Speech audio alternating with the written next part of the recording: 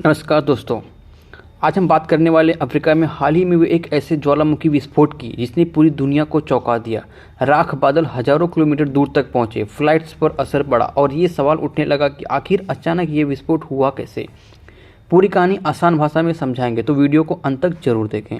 दोस्तों 23 नवंबर 2025 को अफ्रीका के इथियोपिया देश में स्थित हैली गुब्बी नामक का ज्वालामुखी अचानक फट पड़ा। सबसे हैरान करने वाली बात क्या थी, ये ज्वालामुखी 12,000 साल से शांत था। इंसानी इतिहास में कभी रिकॉर्ड नहीं हुआ और अचानक ऐसा विस्फोट की आसमान तक राख उठ गई। इस विस्फोट में ज्यादातर राख, धुआं और गैसें निकली। लावा बहुत कम था लेकिन राख इतनी ज्यादा थी कि राख बादल लगभग 14 से 15 किलोमीटर ऊंचाई तक पहुंच गए। इसे हम कहते हैं स्ट्रेटोस्फेरिक आस क्लाउड। अब जब राख इतनी ऊंची ऊपर चली जाती है तो हवा उस राख को हजारों किलोमीटर दूर तक ले जाती है। इसी वजह से ये राख अफ्रीका से निकलकर धीरे धीरे अरब देशों के ऊपर से होते हुए भारत की दिशा में आने लगी।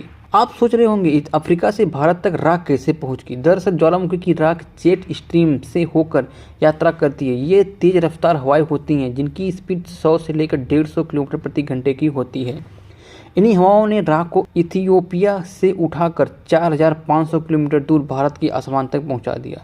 दिल्ली और उत्तरी भारत के कई शहरों में हवा की गुणवत्ता में हल्का असर भी देखा गया। दोस्तों विस्फोट के बाद यूएई, अफ्रीका और अरब देशों में कई फ्लाइट्स डाइवर्ट कर दी गई।